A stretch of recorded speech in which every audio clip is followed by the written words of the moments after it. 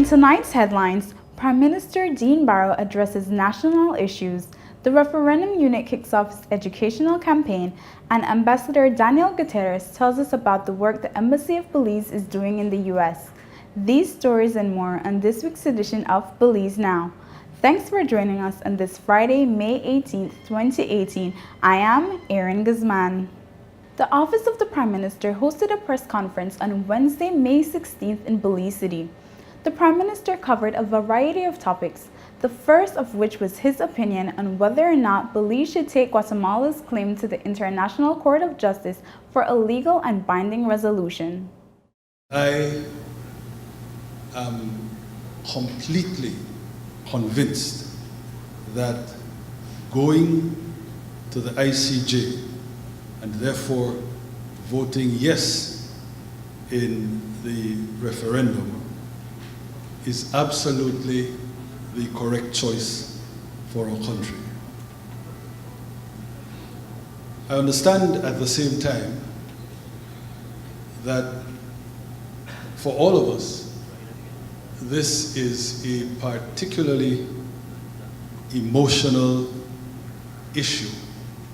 There are several reasons that inform my own personal decision. I first of all asked myself, if we don't go to the ICJ, what is the option? And I can't come up with a satisfactory answer. More positively,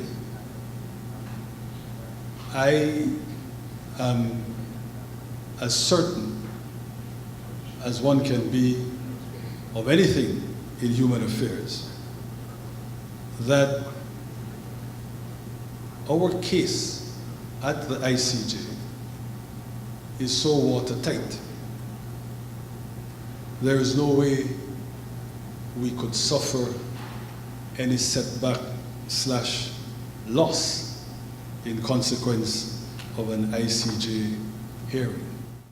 The Prime Minister further mentioned that while the Cabinet recommends a yes vote, this is not a position that will be mirrored by the public awareness campaign. I also have to be very clear that the position of the Cabinet, the position of the government, is not a position that the education campaign to be conducted by the referendum unit of the Ministry of Foreign Affairs. Our position is not a position that the referendum unit by way of the education campaign will actually, as it were, plump for. That education campaign must be precisely that, an education campaign. Of course, there will be nuances in the context of the attempt to put all the facts before our people. But there can be no outright canvassing one way or another by the referendum unit and by the Ministry of Foreign Affairs. Prime Minister Dean Barrow also spoke about the re-registration exercise that will soon commence. $8 million has been budgeted for this first year's re-registration operations. The Chief Elections Officer, together with the Election and Boundaries Commission, they've already met with political parties to discuss in detail the preparations for the re-registration and to share operational aspects in terms of how the exercise will proceed, the additional resources that will be deployed, the fact that, as I understand it, in the early months of re-registration, during which extra classrooms would be available to serve as registration as registering offices. That will be made use of so that this thing can begin with a spurt, with a sprint.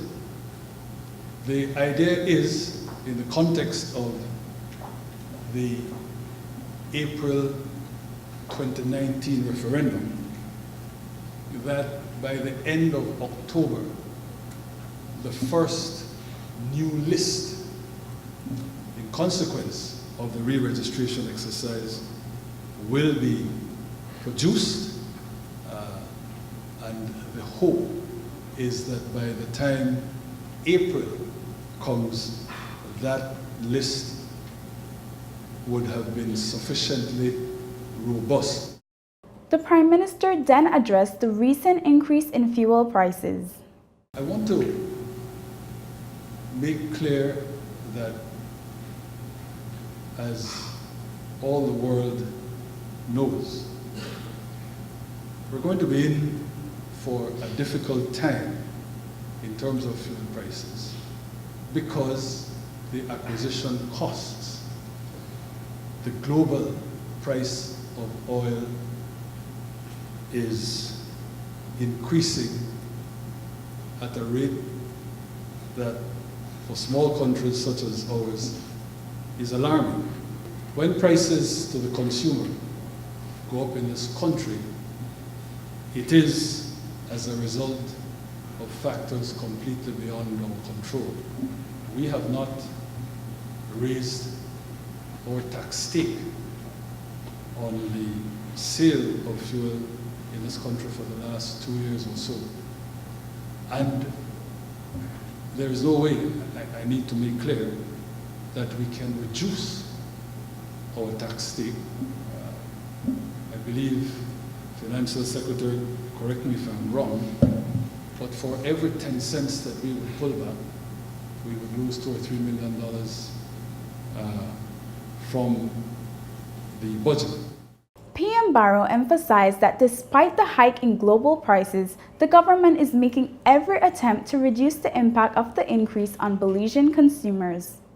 I wanted to make clear that while there's a point beyond which we simply can't go, while there's a point at which these acquisition costs are so out of our control and must ultimately be absorbed by ourselves as a consumer country, the government is making every effort to try to finesse this thing as much as possible so that the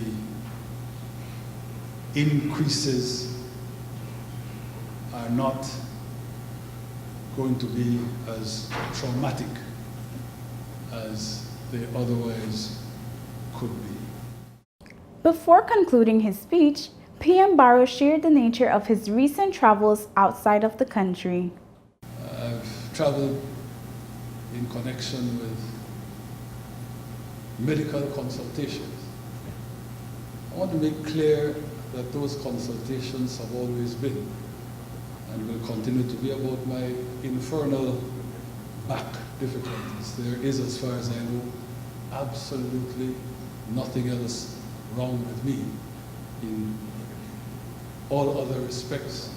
I've been considering my options long and hard, because if I do proceed with surgery, that will mean that I'll be laid up for quite a while, that I will be out of the country for 2 to 3 weeks, and then even when I come back, I will not be able to go into office for something like 3 months. And so I'm trying to postpone things as long as possible, and if I can in any way avoid surgery, that's what I would want to do. But it is becoming more and more problematic. Earlier this week, the Ministry of National Security announced that the Belize Defense Force Light Engineers will be undertaking a project to improve the security and efficiency at the Benquevejo del Carmen Melchor de Mencos border crossing.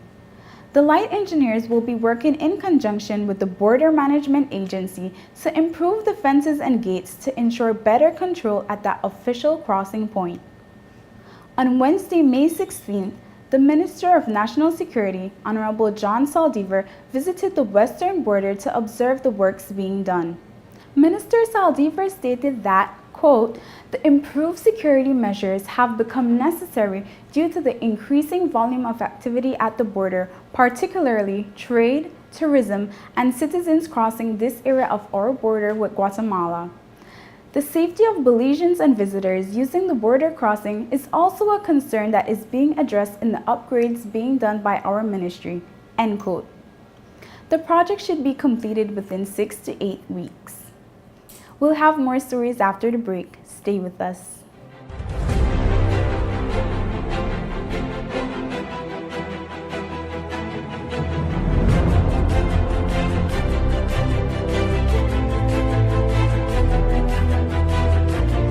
A high school basketball showcase took center stage at the first ever event to take place in the historic state-of-the-art Belize City Civic Center. Thanks to the government of Belize, Belizeans now have a massive modern entertainment and convention facility to be utilized by all sectors of society. I have gone on record to say as well that Teachers' Day this year, which will come in next month of May, will also be here in the Belize Civic Center. All 5,000, almost 6,000 teachers strong will converge here in the Belize Civic Center for a massive event. There is no other place in this country that can hold the kinds of numbers that the Belize Civic Center can hold. Government of Belize, moving Belize forward.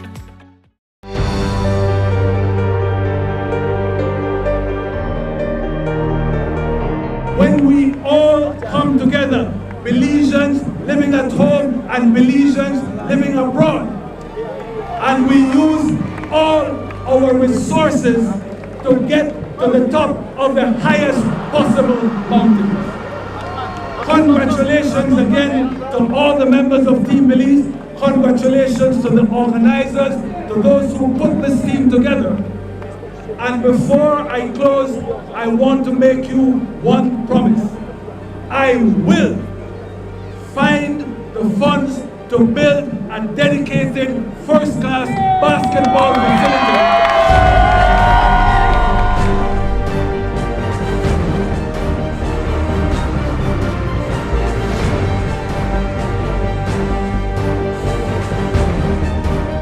The government of Belize, moving Belize forward.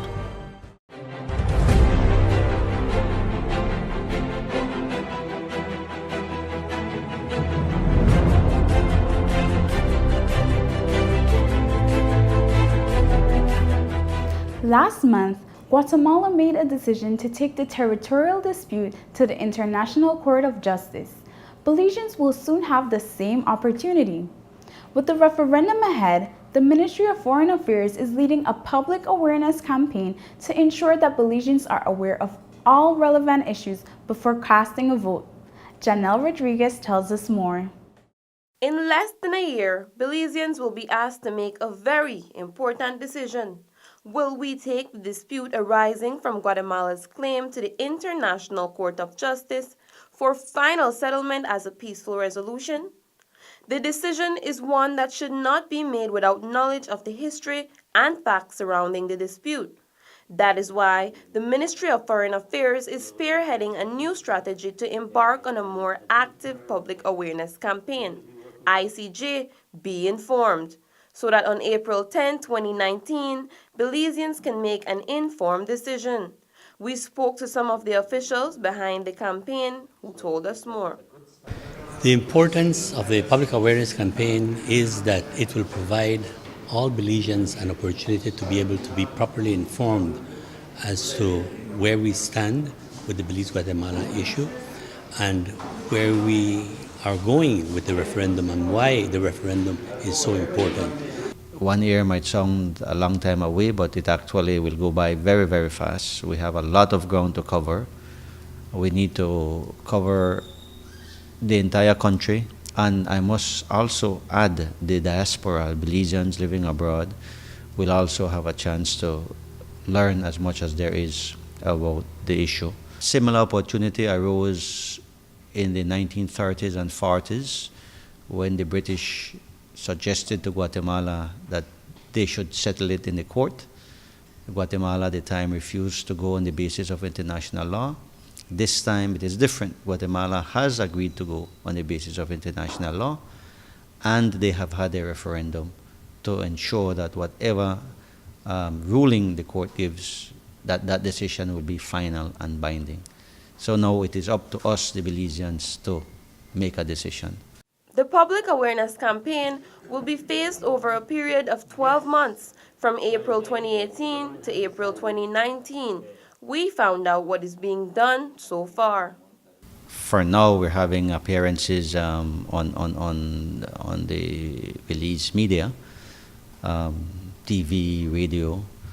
We are responding to invitations at schools, at congregations. Churches are calling us to make presentations, but they won't be limited there. We have to broaden it. We have to have a wide scope of activities that will include some documentaries, will include some social media, will include some panel discussions, debates even. We need to promote debates, especially in the universities. We need people to be able to discuss this thing fully, openly, hopefully in a very civil manner.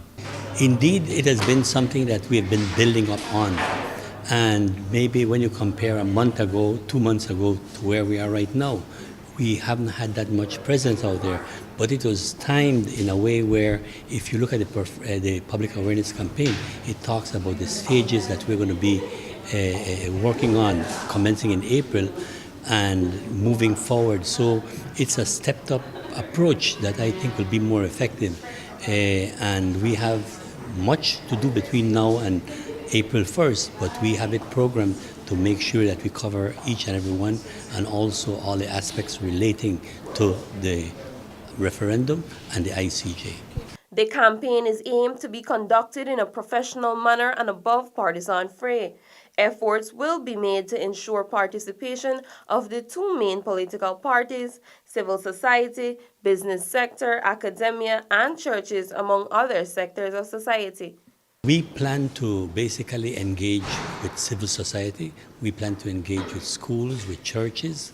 We plan to engage with the unions and with business community and with the public at large to ensure that basically they know the history behind the Belize-Guatemala issue, and also that they understand the importance of the referendum.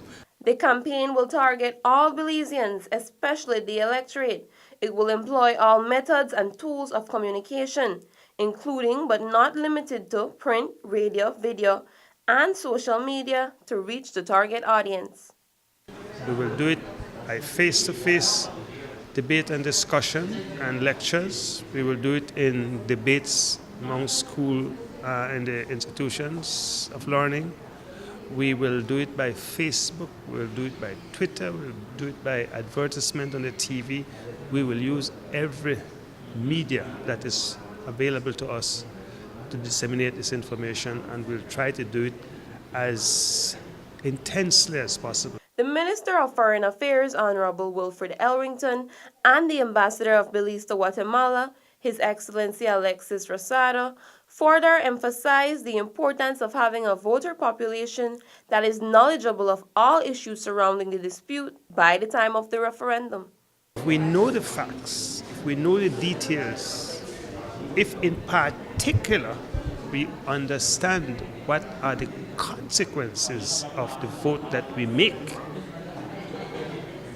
if we know what those consequences will be, I think it helps us to make the right decision when we do decide. Because it is possible for us to decide and make the wrong decision. And the wrong decision can have catastrophic consequences for our small little country. We all want to ensure that we secure a safe country. We want to be able to have our borders respected and recognized by our neighbor. And above all, we hope that it is not an issue that we will pass on to our children and grandchildren. It is the goal of the Ministry of Foreign Affairs that by the end of the public awareness campaign, all Belizeans will be fully informed of the issues ahead of a referendum. For Belize Now, I am Janelle Rodriguez. While our team was in Washington, D.C. earlier this month, they got a chance to speak to Belize's ambassador to the United States on the work of Belize's embassy. Belize appointed a new ambassador to the United States in May of 2017. His Excellency Daniel Gutierrez transitioned to that new role after serving as the country's ambassador to the Caribbean community, CARICOM. Ambassador Gutierrez said that although his role as ambassador to CARICOM is very different from his current role, it did prepare him for his duties in D.C. It prepares you for many of the topics that you have to work with up here: correspondent banking, graduation financing, and a number of different areas that are important to the CARICOM region. So in that sense, it is a good preparation for that, a continuation of that. Of course, here you're looking to liaise with the U.S. executive branch of government and the legislative branch of government, and that's where you work, that's where you try to make headway. The embassy is the mission of the government of Belize in the United States of America and to the Organization of American States. The embassy executes Belize's foreign policy on various issues. It is very important for us to always have people in the right places, understand the issues in Belize, whether those issues are our version of the so-called territory human trafficking. We always make an effort to have them understand that it is not as they are painting it. We make a very hard push to make that happen. We also explain to our American partners the situation with the borders, our borders, and the unfounded Guatemalan claim and the repercussions of a very aggressive posture from time to time by our neighbors. We keep that at the forefront of our foreign policy. And obviously the situation going into the referendum now, it is important for us to keep that very close relationship with the Organization of American States, to be able to inform them of what they have an office in Belize, but it is our responsibility to make sure that the Secretary General and the key people in Washington understand what is it that Belize needs for them to understand in reference to our border issues. Another duty of the embassy is to promote investments for Belize. We have U.S. investors in the sugar industry, in the grains industry, in the tourism industry, in business process outsourcing, and I can go on and on. It is important for these doors that have been opened by other investors to keep wide open. And the mission must underscore that Belize is open for business and that the Belizean business community can expand with investment. The embassy also serves the Belizean diaspora in the United States, and the embassy is looking at ways to better serve Belizeans living abroad. Foreign Minister Elrington has asked that we put a very special emphasis on the Belizean diaspora, and we are now doing that. We are looking at key consulates or lack of key consular services in the United States to be able to suggest to the government potential honorary consulates that may be able to fill these gaps. So Belizeans in the United States, who are all over the United States, have access to services. The ambassador said that there are plans to liaise with the consulates in the United States to improve the services they provide and, where possible, provide additional services. Obviously, passport services, that's a big one. Many Belizeans rely on passport services provided by the government of Belize in the United States, and we coordinate that from Washington. So we are aware that it is not perfect. We want to make it better. We're looking at areas to strengthen it. We work very closely with the department, with the Ministry of Immigration back at home. It's only his first year as the head of Belize's embassy in Washington, D.C., but Gutierrez said it's been a great experience so far. It is a tremendous honor to be able to serve your country in any capacity is a tremendous honor. To be able to serve in Washington, D.C. is a special place in one's career. And it's something I'm very grateful for, and it's something I do to the very best of my abilities. We have great staff, we have a great team. It is not a big team, but everybody carries their weight plus more. And that is what we must do to be able to ensure that the foreign policy of the government of Belize, that the trade policy of the government of Belize, and the different interests of the government and people of Belize are forwarded in this country. For Belize Now, I'm Miriam Longsworth. Stay tuned for more stories after the break.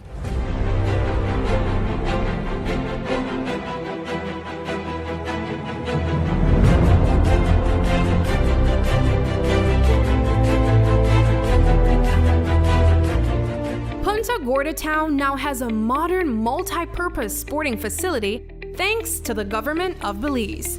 The brand new complex is double the size of the prior venue, and some of the features include a FIBA certified wooden court with padding underneath, seating capacity for 1,000, changing rooms, locker rooms, and offices. This $3.4 million investment in the town of Punta Gorda is being heralded by the residents of PG. I feel very excited because this is first time a port like this is built in PG. This is a big achievement for the town because we have a lot of the youths there where they come out and want to play ball the same way. And this just put it on another level. A lot of youths can't even wait to play on the new court because it's so official and it's something new to PG, in a whole. I have to thank the government of Belize because then they look out for PG, The government of Belize, moving Belize forward. Residents of Dangriga now have their very own brand new modernized multi-purpose complex, compliments of the government of Belize. This $3.5 million investment in the cultural capital will host sporting events, cultural events, and shows, and can double as a hurricane shelter. Features include seating for 1,000, a fully FIBA certified wooden court, locker rooms with full bathrooms, a stage and changing rooms backstage, concession stands, office space, and ample parking. The government of Belize, moving Belize forward.